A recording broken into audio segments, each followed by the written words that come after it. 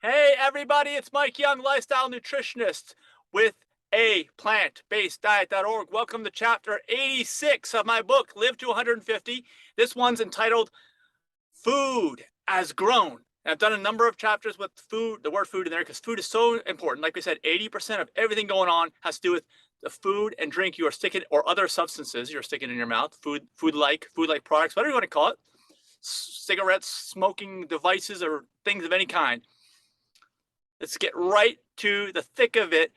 Food as grown is a nice summary of what you want to eat and consume and why. And it also helps to explain this concept to others if you don't have like 3 hours to sit down with somebody and they ask you, why are you doing this? Why are you doing that? Well, just simply explain to these folks, well, would you agree? Ask them a question. Would you agree that fruits and vegetables are really optimal for eating? And they'll think about it and they'll go, yeah, because they're thinking about what else would be better. No, nothing. Yeah, fruits and vegetables. Okay, then say, well, have you thought about these things are grown? They're grown on the plant. When they are ready to be picked, they have some nice colors to them, actually, really nice colors. You have colored vision, you can see the colors. And think about this, that is the real food. Everything else is a food-like product. The further you move away from food as grown, you start taking things out, taking the fiber out, taking all other nutrition things out, uh, you know, processing heavily, or not even eating something that's not even a food as grown. You are compromising health. The more you move away from the food as grown state, the more you compromise your health. That's the takeaway. That's the quick and dirty here for this chapter. I know, chapter 42 explains everything in depth, but just think about that. The further you move away, there are exceptions like nut seeds and avocados and some high fat fruits like durian. Those are exceptions. All right. But the further you move away from food as grown, the more you're going to get a negative health impact. Food as grown is how nature designed the food to be. Nature wants you to be near where it's being grown. Nature wants you to have it ripened or matured on the plant. And then once you pick that or someone else picks it, nature wants you to consume that as fast as possible. That's how you get the life, the health. Nature wants you to grow this stuff out in the sun and harness the power of the sun. There's nothing's more powerful. I have a whole chapter on the sun. You understand, you get the idea. This is how you can explain the concept to folks. And then, of course, maybe they'll start to understand, well, the body wants to heal.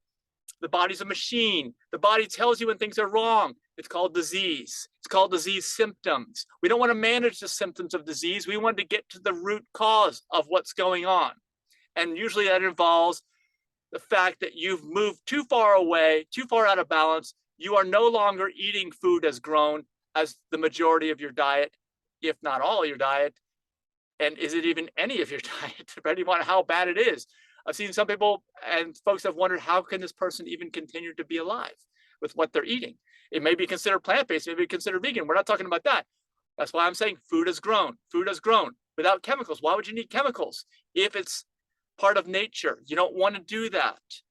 All these things, that's the highest state of being, the highest state of eating, the highest state of consciousness, the highest state of health, the highest state of longevity. You see how everything here is connected. Everything is designed to work together for good when you have a proper understanding of all this. And if you don't believe it, we'll have a chapter on this too. We'll go back in time to some of the writings of major religions, the Garden of Eden, etc. These things have been known for generations. And yes, we have moved away. But don't use that as an excuse to say, well, a couple of generations ago and 10 generations ago, and well, that's not that long in the history of the universe. It hasn't been that long. So do what you know is right and learn. Just the fact that you're here. I'm so thankful that you're actually here watching, listening to this book, however you're consuming this content, because you're curious. And I'm glad that you are. And I want you to inspire others to become curious.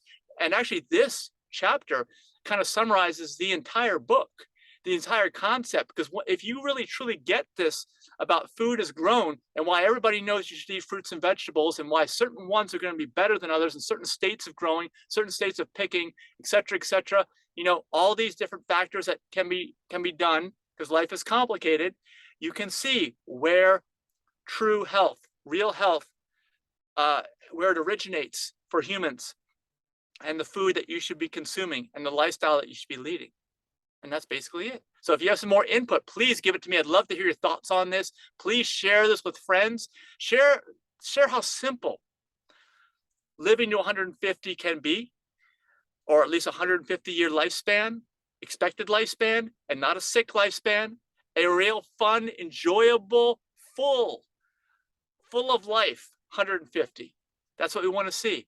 That's the whole point of this book. And it is definitely possible. I just wish that everyone would keep talking to kids about this when they're growing up, just like this. So play this for your kids. Tell them, hey, kids, this is, I know you're not going to hear this anywhere else. All the commercials you watch and things that come on YouTube, are going to steer you in another direction. But this is it. This is what you need to do. And this didn't cost me anything to deliver this to you. And this guy is just volunteering his own time because he wishes everyone would be taught this and everyone would understand this. And if and when, and eventually we will get to that point, the world is going to be a much better place. So much better, so much less pain on so many levels. I'm very optimistic and I can't wait. So please look forward to reading your comments, like the video, and of course, subscribe, and I'll see you in the next chapter. Bye-bye.